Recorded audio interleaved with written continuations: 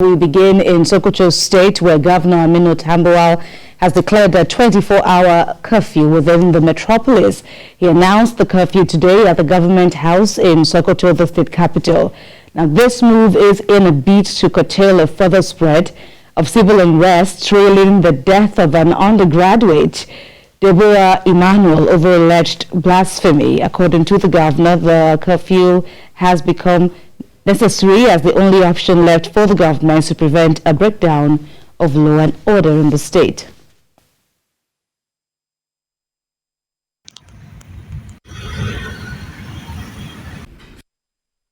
Fellow citizens of Sokoto State, following the sad incident that happened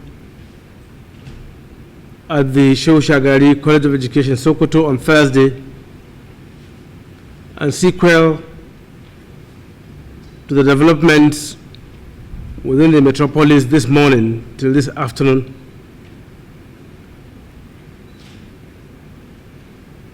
by the powers of Section 176(2) of the Constitution of the Federal Republic of Nigeria and Section 1 and 4 of the Public Order Act, and also Section 15 of Sokoto State Peace Preservation Law, I hereby declare curfew within the metropolis of Sokoto Town. And Nigeria's Vice President Yemi OSINBAJO has condemned the brutal killing of Deborah Emmanuel, the student of the Shehu Shagari College of Education in Sokoto State, over alleged blasphemy. Now, speaking at the presidential wing of the Nnamdi Azikiwe International Airport in Abuja, the Vice President commended the Sultan of Sokoto as well as the state governor and other leaders in the state for condemning the dastardly act, insisting that the perpetrators must be brought to justice.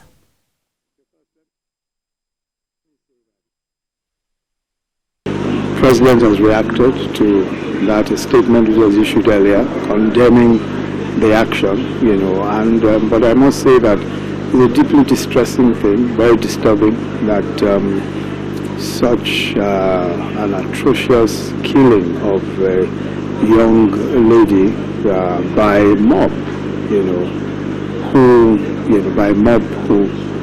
took the law into their own hands. Meanwhile, in Kaduna State, the government has announced an immediate ban on all forms of religious protests in the state. It vehemently warns that violators will be prosecuted. The state's Internal Security Commissioner Samuel Aruan, in a statement, explained that the decision was reached after consultations with security agencies. He noted that prohibiting religious protests became imperative in view of recent security developments in some northern states. Governor Nasir El-Rufai has also ordered security agencies to ensure strict enforcement of the ban. He charged community and religious leaders to complement government's efforts by maintaining peace and stability. We turn our attention now to the lingering strike by the Academic Staff Union of Universities, which has affected students across the country. Now, a group of Nigerian students have barricaded roads around the University of IBADAN in Oyo State, which has led to the obstruction of vehicular movements across the vicinity. The students were armed with placards bearing various inscriptions and chanting solidarity songs. They are demanding that the federal government put a stop to the strike by considering the demands of the lecturers for institutions to resume.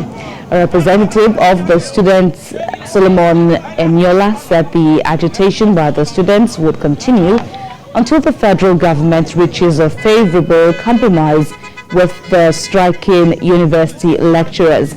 And he added that if the strike persists, the students would be mobilized in their large numbers to occupy the Lagos-Ibadan Expressway. We, the concerned students, are ready to provide leadership by ourselves and make sure we meet our demands until federal government meets ASUU's demands, NASU's demand, SANU, NATS, ASUU, anything that has to do with Sususu of Adesupo family of Nigeria Enterprise must be met. If they fail to do that, they should expect us. On Monday, we are shutting Lagos-Ibadan Expressway. No going back. Back here in Lagos State, rising cases of domestic violence and sexual abuse in the country dominated conversations at a campaign held in some secondary schools here in the state. Now, the event, which was put together by a non-government organization in the state, also educated the students on how to get help. Abimbola Agbebi has the story. Women are the highest casualties. It's a campaign against domestic violence and sexual abuse coming weeks after the social media was agog with stories of alleged abuse in some parts of the country. Nurses Help Initiative, a non-government organization based in Lagos, visited some secondary schools in the state, educating students on the dangers of domestic and gender-based violence and how to get help. Physical abuse, where someone unable to control their temper, they cannot hold themselves if they get into fights. Last month, our organization buried 19 women lost to domestic violence. That was just for the month of April. It was also an opportunity to learn about the laws protecting individuals against sexual and domestic violence in the country. We are trying to do, or what the society should know, is that domestic violence, no matter how we look at it, should never be encouraged in our families. Just like the speaker said, it affects not only the person involved, but also the children in the home. I've learned that there are so many laws that protect individuals in Nigeria against domestic violence. I did not know that there were so many and numerous. So yes, I really do. I'm really grateful, and I express my extreme gratitude.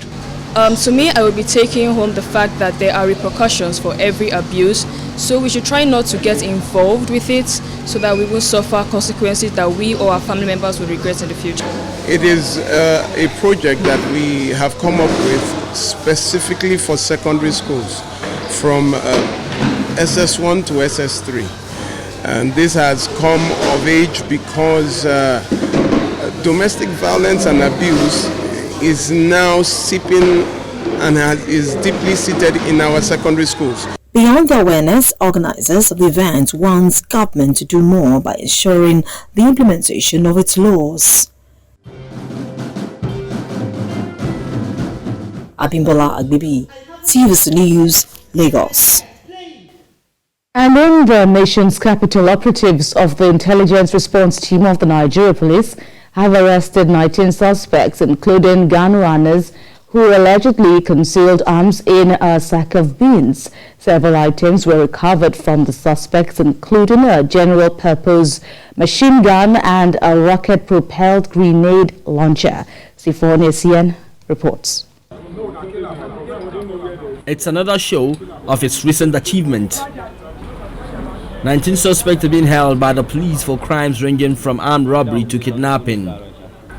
They were arrested at various times by operatives of the intelligence response team. These two are being held for gun running.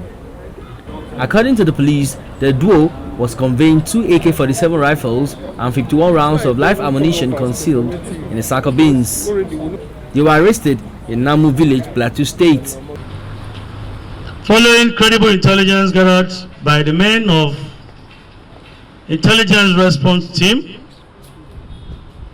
of an impending movement from Jos to Nasarawa to the eastern parts of the country. Another case of interest is the arrest of this duo for kidnapping. According to the police, the suspects embarked on a mission to rape an unsuspecting female victim, but ended up tying up her husband, after which they kidnapped her. We just wanted to rape the woman. Getting there, we saw her husband. We tied him up and kidnapped the woman, but we were arrested by the police. The police authorities say all suspects will be charged with the crime for which they have been held. Sifon Asian TVC News, Abuja.